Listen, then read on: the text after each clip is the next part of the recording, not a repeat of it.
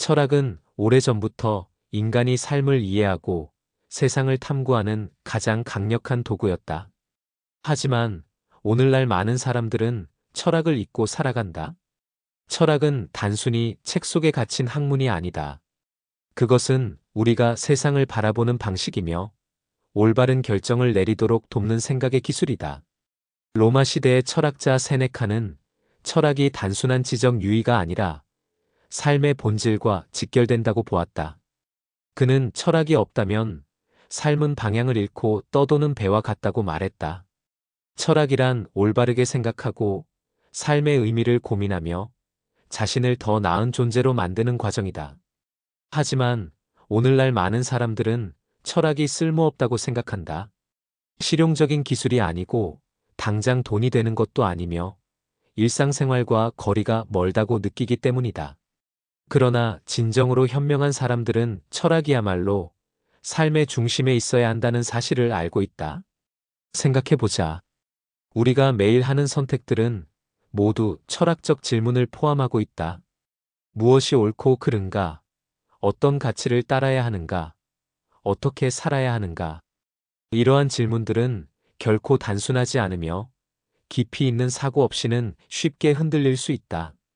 만약 철학이 없다면 우리는 사회가 정해놓은 틀 속에서 주어진 대로 살 수밖에 없다.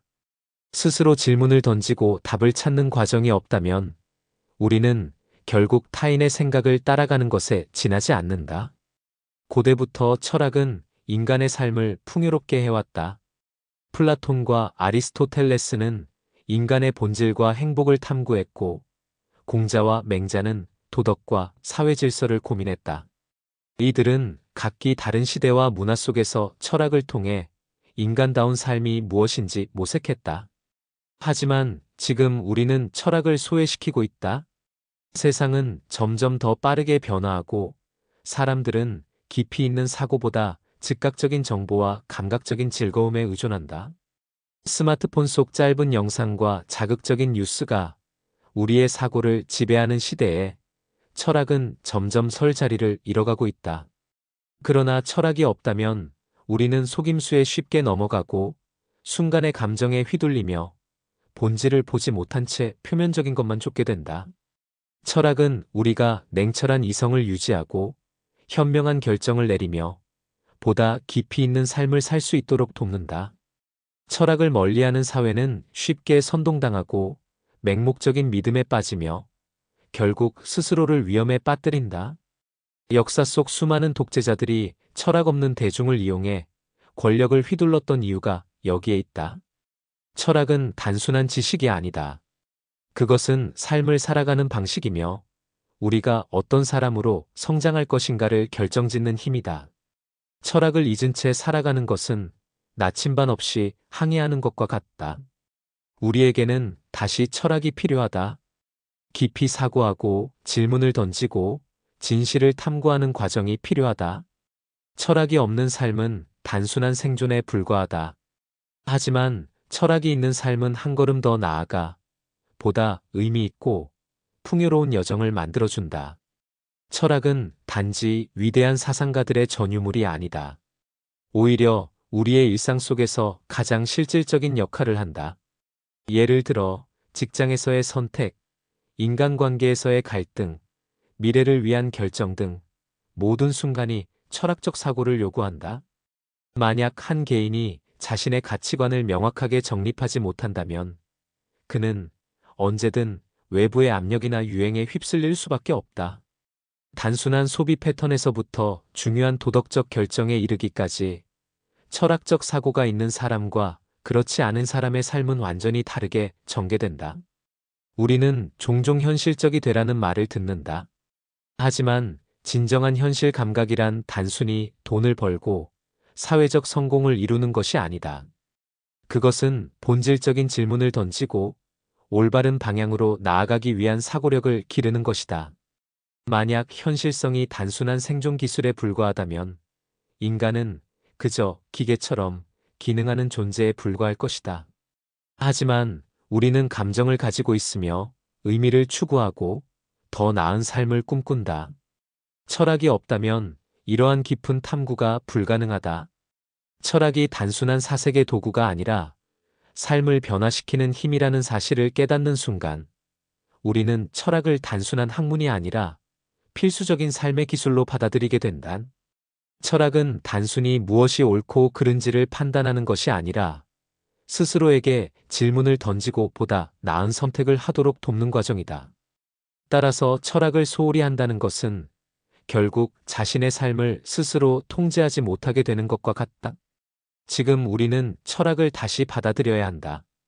단순히 고대 사상가들의 이론을 배우는 것이 아니라 그들이 했던 것처럼 현실 속에서 질문하고 고민하고 더 나은 해답을 찾는 연습을 해야 한다.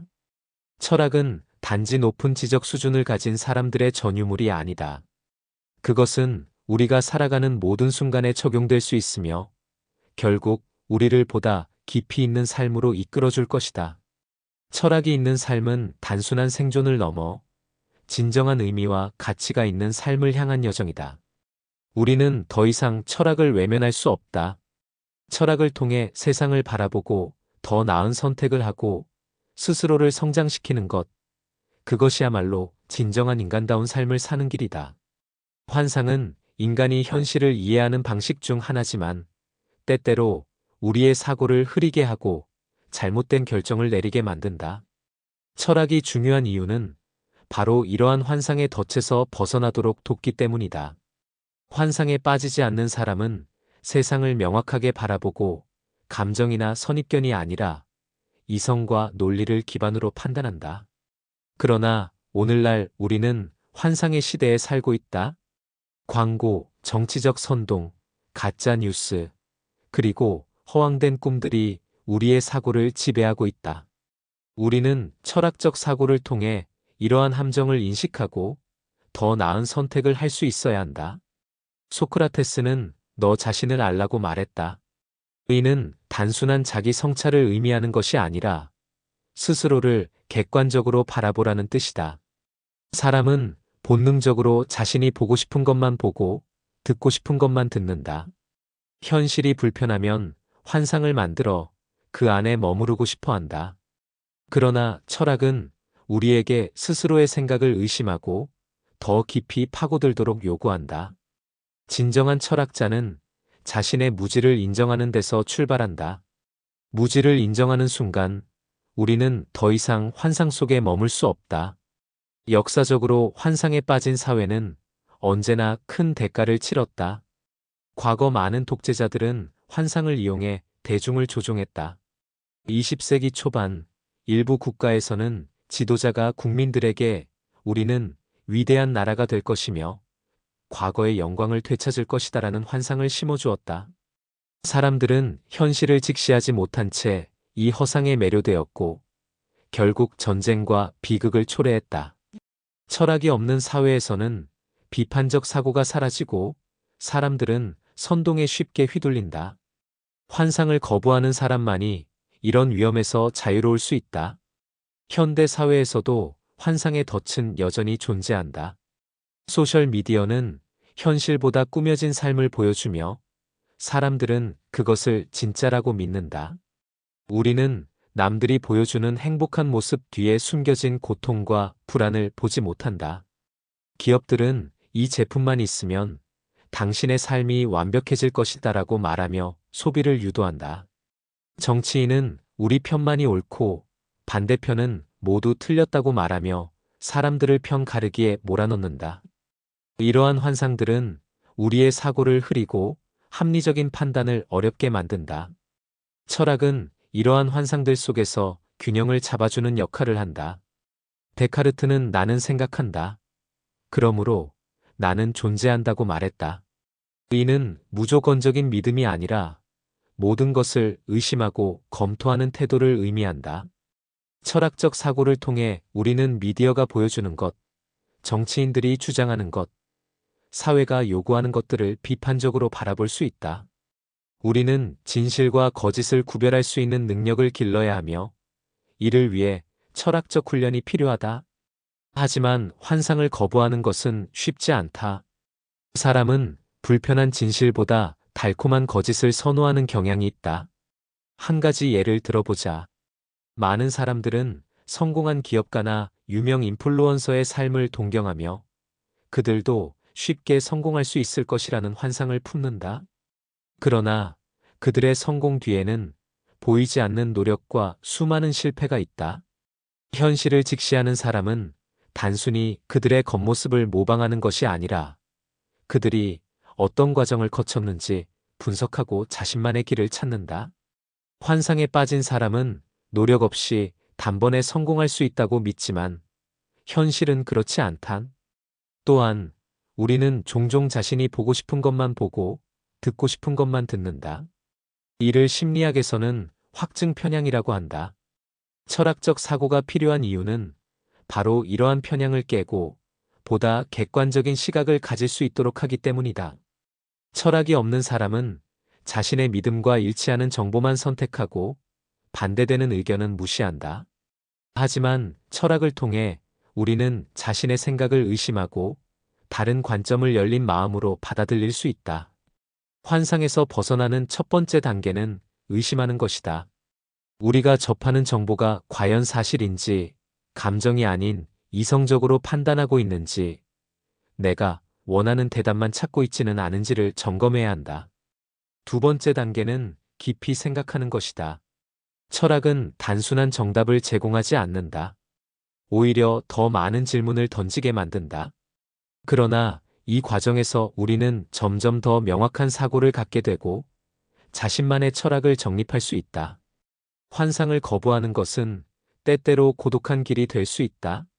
많은 사람들이 환상의 세계에서 편안함을 느끼기 때문이다. 하지만 환상을 벗어난 사람만이 진정한 자유를 누릴 수 있다. 철학은 우리가 현실을 있는 그대로 받아들이도록 돕는다. 현실이 아무리 힘들고 불안전하더라도 그것을 직시하는 사람만이 변화시킬 수 있다. 우리는 더 이상 환상 속에서 살아갈 수 없다. 철학을 통해 진실을 탐구하고 더 깊이 있는 사고를 할 수 있어야 한다. 현명한 종교인은 맹목적으로 믿는 사람이 아니다. 그는 신앙을 이성과 결합하여 더 깊은 통찰을 얻고 종교적 가르침이 현실 속에서 어떻게 구현될 수 있는지를 고민하는 사람이다. 하지만 안타깝게도 오늘날 많은 종교인들이 신앙과 철학을 분리하여 생각한다. 신앙이란 무조건적인 믿음이고 철학은 의심과 질문을 던지는 것이라며 둘을 대립적인 개념으로 받아들이는 경우가 많다. 그러나 진정한 신앙은 철학적 사고와 결합될 때 더욱 깊어질 수 있다. 종교가 인간을 위한 것이지 인간이 종교를 위해 존재하는 것이 아니기 때문이다. 고대부터 철학과 종교는 서로 영향을 주고받으며 발전해왔다. 아우구스티누스는 신앙을 철학적 논리로 정리하며 신의 존재와 인간의 도덕적 책임을 연결지었다. 그는 이해하기 위해 믿는다고 했는데 이는 무조건적인 맹신이 아니라 신앙 속에서 이성과 논리를 찾으려는 태도를 의미한다. 토마스 아퀴나스 또한 신앙과 이성이 서로 충돌하는 것이 아니라 조화를 이룰 수 있다고 보았다.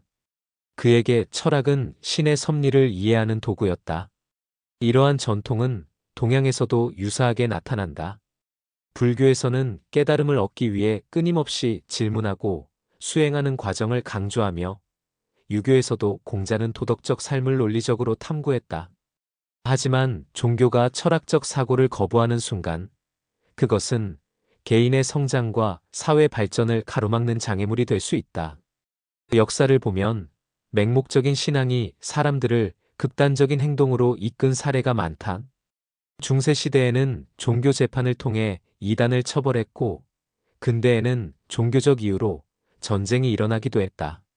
현대 사회에서도 종교적 신념을 이유로 폭력을 정당화하거나 다른 신념을 가진 사람들을 배척하는 일이 발생한다. 이는 철학이 결여된 신앙이 어떤 위험을 초래할 수 있는지를 보여준다. 현명한 종교인은 자신의 믿음을 돌아보고 신앙이 올바른 방향으로 나아가고 있는지를 끊임없이 성찰한다.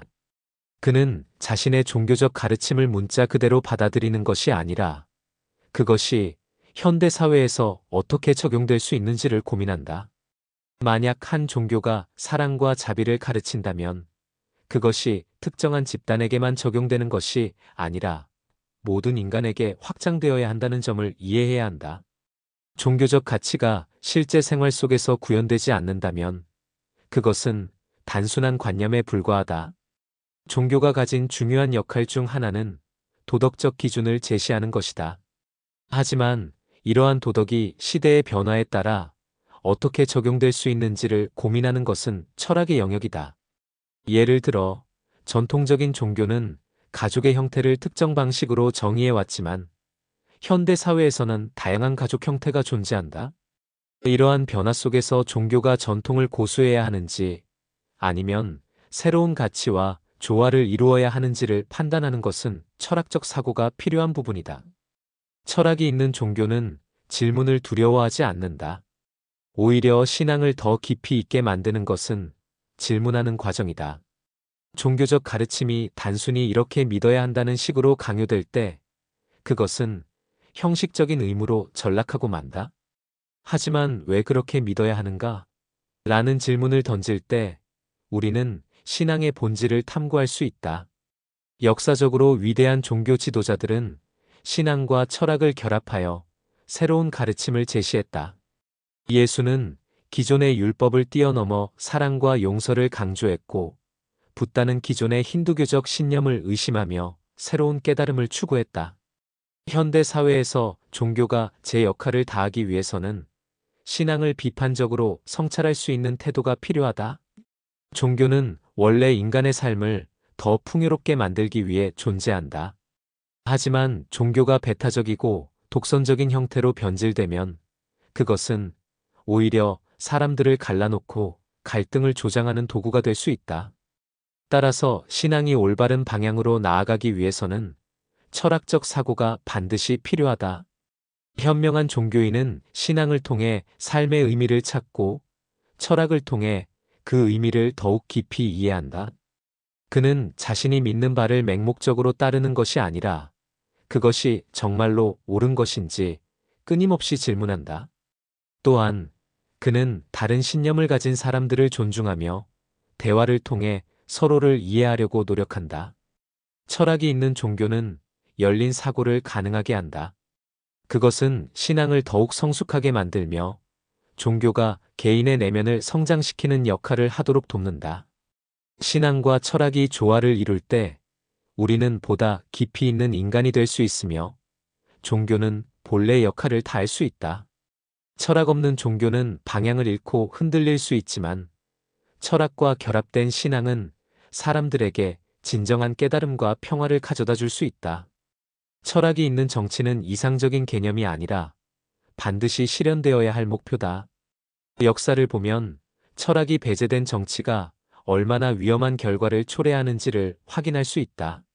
철학 없는 정치는 단순한 권력 싸움으로 전락하며 대중을 선동하는 수단으로 악용될 가능성이 높다. 반면 철학이 있는 정치는 정의와 윤리를 기반으로 하며 사회 전체의 이익을 고려한다. 따라서 정치가들은 철학을 등한시해서는 안 되며 대중 또한 철학적 사고를 바탕으로 정치적 선택을 해야 한다. 플라톤은 철학자가 통치해야 한다고 주장했다.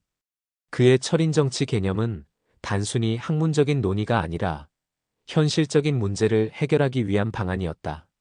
플라톤이 생각한 이상적인 지도자는 단순한 권력자가 아니라 정의와 진리를 탐구하는 철학적 사고를 가진 사람이었다.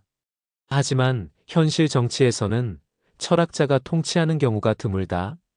오히려 권력을 탐하는 사람들이 정치의 중심에 서고 대중은 감정적으로 반응하며 정치적 결정이 내려지는 경우가 많다. 철학 없는 정치가 초래하는 문제는 명확하다. 첫째, 대중 선동이 쉬워진다. 사람들은 논리보다 감정에 쉽게 휩쓸린다. 정치인들은 이를 이용해 단순한 구호와 감정적인 메시지로 대중을 움직인다. 우리만이 옳다거나 상대는 모두 잘못되었다는 이분법적 사고를 유도하는 정치적 수사는 철학적 사고가 결여된 사회에서 특히 강력한 힘을 발휘한다. 둘째, 단기적인 이익만을 추구하는 정책이 난무한다. 철학이 없는 정치인은 눈앞의 이익을 위해 장기적인 문제를 외면한다. 경제적 성장을 이유로 환경을 파괴하고 단기적인 지지율 상승을 위해 포퓰리즘적 정책을 남발한다. 하지만 철학이 있는 정치인은 보다 넓은 시각을 갖고 장기적인 관점에서 정책을 결정한다. 단순히 인기 있는 정책이 아니라 사회 전체에 긍정적인 영향을 미칠 정책을 고민하는 것이 철학적 사고를 가진 정치인의 역할이다. 셋째, 도덕성과 책임감이 사라진다. 철학 없는 정치인은 권력을 유지하는 것이 목표가 되기 쉽다. 따라서 거짓말을 하고 약속을 쉽게 번복하며 심지어 부정한 방법으로 권력을 유지하려 한다. 하지만 철학이 있는 정치인은 스스로의 도덕성을 성찰하며 자신의 행동이 역사적으로 어떤 의미를 가지는지를 고민한다. 공자는 정치 지도자가 반드시 도덕적으로 올바른 삶을 살아야 한다고 강조했다. 그는 정치는 올바름에 있고 지도자는 본보기가 되어야 한다고 말했다. 이는 오늘날에도 유효한 원칙이다. 마키아벨리는 현실 정치의 냉혹함을 인정하면서도 지도자가 반드시 철학적 사고를 가져야 한다고 보았다. 그는 권력은 목적을 이루기 위한 도구일 뿐이며 도덕과 분리되어야 한다고 주장하기도 했지만 이는 철학 없는 정치와는 구별된다. 마키아벨리는 현실을 직시하며 정치가 단순한 이상이 아니라 실제로 어떻게 작동하는지를 분석한 철학자였다. 그의 사상은 철학 없는 정치가 아니라 철학적으로 계산된 정치였다. 반면 철학 없는 정치는 감정적이고 즉흥적이다. 역사적으로 철학적 사고가 결여된 정치 지도자들은 감정적인 결정을 내렸고 이는 종종 국가적 재난으로 이어졌다. 한순간의 인기와 권력을 위해 내린 결정이 국가를 위기에 빠뜨린 사례는 수도 없이 많다. 따라서 정치 지도자가 철학적 사고를 가지고 있는지는 국가의 미래를 결정하는 중요한 요소다. 철학이 있는 정치를 만들기 위해서는 대중 또한 철학적 사고를 해야 한다. 우리는 종종 정치가들의 언행에 쉽게 영향을 받지만 정치적 결정이 어떤 철학적 배경을 가지고 있는지 고민해야 한다. 어떤 정책이 단순한 인기 영합인지 장기적인 비전을 가지고 있는지 정치인의 말이 논리적으로 일관성이 있는지를 판단해야 한다. 철학적 사고를 가진 시민이 많을수록 정치인들도 보다 철학적으로 사고할 수밖에 없다. 철학이 없는 정치와 철학이 있는 정치의 차이는 분명하다. 철학 없는 정치는 혼란과 갈등을 낳지만 철학이 있는 정치는 조화와 발전을 이끈다. 정치인들은 철학을 공부해야 하며 시민들은 철학적으로 사고해야 한다. 정치가 단순한 권력 투쟁이 아니라 사회를 더 나은 방향으로 이끄는 과정이 되려면 철학이 반드시 필요하다. 철학이 있는 정치만이 진정한 정의를 실현할 수 있으며 사회를 건강하게 유지할 수 있다. 철학은 속임수를 간파하는 기술이다. 사람들은 매일 수많은 정보에 노출되고 그중 상당수는 거짓이거나 의도적으로 조작된 것들이다. 가짜 뉴스, 선동적인 정치 구호, 과장된 광고, 심지어 일상 속에서 오가는 말들까지도 사실과는 다를 수 있다. 이러한 속임수를 구별하지 못하면 우리는 쉽게 조종당하고 왜곡된 신념을 갖게 되며 결국 잘못된 선택을 하게 된다. 철학은 이러한 함정을 피할 수 있는 사고의 도구를 제공한다. 데카르트는 나는 생각한다. 그러므로 나는 존재한다고 말했다. 이 말은 단순한 선언이 아니라 우리가 세상을 인식하는 방식에 대한 근본적인 질문을 던지는 것이다. 우리는 스스로 생각하지 않으면 타인의 생각을 그대로 받아들이게 된다. 철학은 비판적 사고를 통해 우리가 무언가를 받아들이기 전에 먼저 의심하고 검토하도록 돕는다. 우리가 흔히 빠지는 속임수 중 하나는 권위에 의한 오류다. 특정한 사람이 사회적으로 높은 위치에 있거나 전문가라고 불리는 사람이라면 우리는 그가 하는 말을 쉽게 믿어버린다. 하지만 권위가 진실을 보장하는 것은 아니다. 역사적으로도 많은 잘못된 이론과 정책들이 권위 있는 인물들에 의해 제안되었고 사람들은 이를 무비판적으로 따랐다. 철학적 사고를 가진 사람은 단순히 누가 말했는지가 아니라 그 말이 논리적으로 타당한지를 먼저 검토한다. 또 다른 속임수는 대중심리다. 많은 사람들이 어떤 것을 믿으면 그것이 사실처럼 느껴진다. 하지만 다수가 믿는 것이 항상 옳은 것은 아니다. 중세 유럽에서는 마녀 사냥이 당연한 것으로 여겨졌고, 한때 많은 사람들이 지구가 평평하다고 믿었다. 철학이 없는 사람은 다수가 믿는 것에 쉽게 동조하지만, 철학적 사고를 하는 사람은 대중의 의견을 따르기 전에 그것이 사실인지 먼저 분석한다. 광고와 마케팅 또한 속임수를 이용하는 대표적인 사례다. 우리는 매일 이 제품을 사용하면 더 행복해질 것이다. 이 음식을 먹으면 건강해진다 같은 문구를 접한다. 하지만 철학적 사고를 하면 이런 주장들이 실제로 근거가 있는지 의심하게 된다. 이 제품이 정말 나에게 필요한 것인지 아니면 단순한 소비 심리를 자극하는 것인지 스스로 판단할 수 있어야 한다. 그렇지 않으면 우리는 끝없는 소비의 굴레에 빠지게 된다. 정치적 속임수는 더욱 교묘하다. 정치인들은 자신의 이익을 위해 대중을 설득해야 하며 이를 위해 감정을 자극하는 전략을 사용한다. 두려움을 조장하거나 특정 집단을 희생양으로 삼거나 극단적인 대립을 조성하는 방식이 흔히 사용된다. 하지만 철학적 사고를 가진 사람은 이러한 감정적 조작에 쉽게 휘둘리지 않는다. 그는 정치인의 말을 그대로 믿지 않고 그 말이 논리적으로 타당한지 검토한다. 가짜 뉴스도 철학적 사고를 통해 걸러낼 수 있다. 우리는 종종 자극적인 뉴스 제목을 보고 즉각적인 반응을 하곤 한다. 하지만 철학적 사고를 하는 사람은 뉴스의 출처가 신뢰할 만한지, 어떤 의도로 작성되었는지, 반대되는 의견은 없는지를 먼저 살펴본다. 한 가지 정보만을 맹신하는 것이 아니라 다양한 관점을 검토하는 습관을 갖는 것이 중요하다. 속임수를 간파하는 가장 좋은 방법 중 하나는 논리적 오류를 인식하는 것이다. 예를 들어, 흑백 논리 오류는 어떤 문제를 오직 두 가지 선택지로만 나누는 것이다. 우리 편이 아니면 적이다라는 주장은 대표적인 예다. 하지만 현실은 훨씬 복잡하며 대부분의 문제는 다양한 해결책이 존재한다. 철학적 사고는 이러한 단순화를 경계하고 문제를 다각도로 바라볼 수 있도록 돕는다. 또한 우리는 종종 확증 편향에 빠진다. 이는 자신이 믿고 싶은 정보만을 선택적으로 받아들이는 경향이다. 예를 들어, 어떤 사람이 특정한 음모론을 믿는다면 그는 그 음모론을 뒷받침하는 정보만을 찾으려 하고 반대되는 증거는 무시할 가능성이 높다.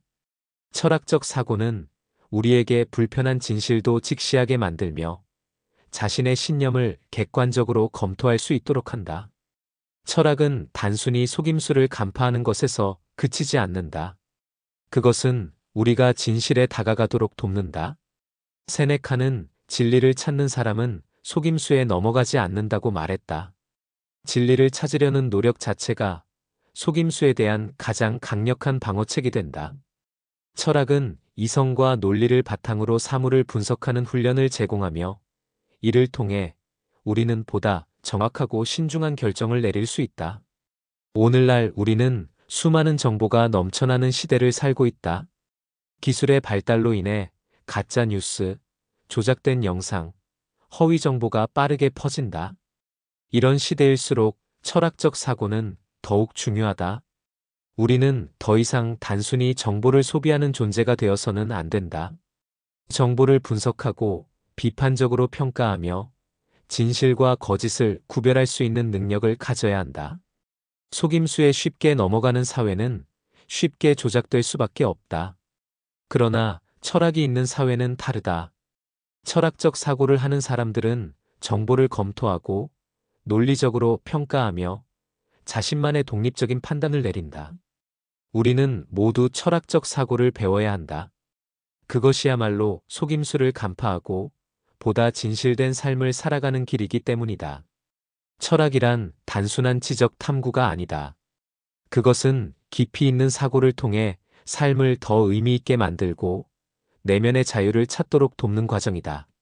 많은 사람들은 철학이 현실과 동떨어진 학문이라고 생각하지만 철학이야말로 우리가 더 나은 삶을 살기 위해 반드시 필요한 기술이다. 철학은 단순한 생존이 아니라 진정한 행복과 만족을 추구하는 힘이다.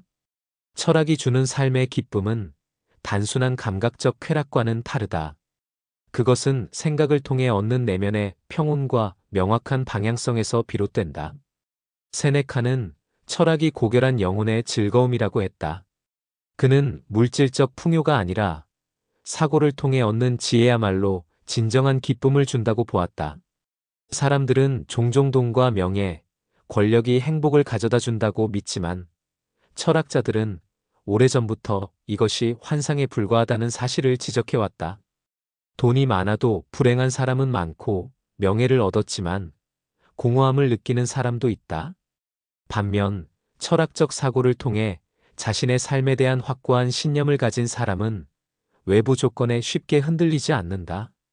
철학이 있는 사람은 삶의 의미를 스스로 찾고 내면의 충만함을 느낄 수 있다. 우리는 종종 외부 환경에 의해 감정을 좌우당한다. 주변 사람들이 나를 어떻게 평가하는지, 사회가 요구하는 성공의 기준이 무엇인지, 남들이 사는 방식과 비교하며 불안해한다. 하지만 철학이 있는 사람은 남과의 비교에서 벗어나 자기 자신에게 집중한다. 스토아 철학자 에픽테토스는 우리가 통제할 수 없는 것에 신경 쓰지 말고 통제할 수 있는 것에 집중하라고 말했다. 철학적 사고를 통해 우리는 불필요한 걱정을 줄이고 보다 자유로운 삶을 살 수 있다. 철학이 주는 또 다른 기쁨은 문제를 새로운 시각에서 바라보게 만든다는 점이다. 우리는 살면서 다양한 어려움과 갈등을 겪는다. 그러나 철학적 사고를 하면 이러한 문제를 감정적으로 받아들이는 것이 아니라 논리적으로 분석하고 해결책을 찾을 수 있다. 예를 들어, 인간관계에서 갈등이 발생했을 때 감정적으로 대응하는 대신 상대의 입장에서 생각해보고 문제의 본질을 파악하는 능력이 필요하다. 공자는 자신이 원하지 않는 것을 남에게 강요하지 말라고 했다. 철학은 우리가 감정적인 반응에서 벗어나 보다 성숙한 태도를 가질 수 있도록 도와준다. 또한 철학은 삶의 불확실성을 견디는 힘을 준다. 우리는 미래를 완벽하게 예측할 수 없으며 언제든 예상치 못한 일이 일어날 수 있다. 하지만 철학을 통해 우리는 이러한 불확실성을 자연스럽게 받아들이는 법을 배운다. 불교에서는 모든 것이 변한다는 무상의 개념을 강조하며 변화에 집착하지 않는 것이 중요하다고 말한다. 철학이 있는 사람은 상황이 바뀔 때마다 흔들리는 것이 아니라 변화를 삶의 일부로 받아들이고 그 속에서 자신만의 의미를 찾는다. 철학은 실용적인 측면에서도 큰 가치를 가진다. 철학적 사고를 하면 우리는 보다 현명한 결정을 내릴 수 있다. 직장에서, 가정에서, 사회에서 우리는 끊임없이 선택을 해야 한다. 만약 깊이 생각하는 습관이 없다면 우리는 순간적인 감정이나 외부의 영향을 받아 후회할 선택을 할 수도 있다. 하지만 철학을 통해 우리는 보다 객관적인 시각을 가지게 되고 장기적인 관점을 고려할 수 있게 된다. 철학적 사고는 단순한 지식이 아니라 삶의 기술이며 실질적인 문제 해결 능력을 키워준다. 철학이 주는 또 하나의 기쁨은 끝없는 탐구와 배움의 즐거움이다. 철학자는 절대적인 정답을 추구하지 않는다. 오히려 더 깊은 질문을 던지고 다양한 관점을 탐구하는 과정에서 만족을 느낀다. 소크라테스는 나는 내가 모른다는 것을 안다고 말했다. 이것은 무지에 대한 좌절이 아니라 배움의 시작을 의미한다. 철학이 있는 삶은 지루하지 않다. 새로운 생각을 탐구하고 자신의 사고를 확장하는 과정 자체가 즐거움이 된다. 철학적 사고를 훈련하는 방법은 여러 가지가 있다. 첫째, 질문하는 습관을 가지는 것이 중요하다. 우리가 당연하게 받아들이는 것들에 대해 의문을 던지고 그것이 정말 옳은지 고민하는 과정이 철학의 시작이다. 둘째, 다양한 책을 읽고 다른 사람들의 생각을 접하는 것이 필요하다. 철학적 사고는 단순히 혼자 생각하는 것이 아니라 타인의 사상을 이해하고 비판적으로 분석하는 과정을 포함한다. 셋째, 자신의 생각을 글로 정리하는 것도 좋은 방법이다. 글을 쓰는 과정에서 우리는 자신의 사고를 정리하고 보다 명확한 논리를 구성할 수 있다. 철학이 없는 삶은 흔들리기 쉽다. 사회가 정해놓은 기준을 그대로 따르고 타인의 평가에 휘둘리며 순간적인 감정에 따라 움직이게 된다. 반면 철학이 있는 삶은 보다 주체적이고 깊이 있다. 철학을 통해 우리는 자신만의 가치관을 정립하고 외부 환경에 흔들리지 않는 강한 내면을 가질 수 있다. 결국 철학이란 우리를 더 자유롭고 충만한 삶으로 이끄는 도구다. 그것은 단순히 지적인 탐구가 아니라 삶을 더 의미 있게 살아가는 기술이다. 철학이 있는 삶은 생각하는 기쁨을 알게 해주고 어떠한 상황에서도 자신의 중심을 잃지 않게 해준다. 철학은 단순한 학문이 아니라 우리가 매일 실천해야 할 삶의 방식이다.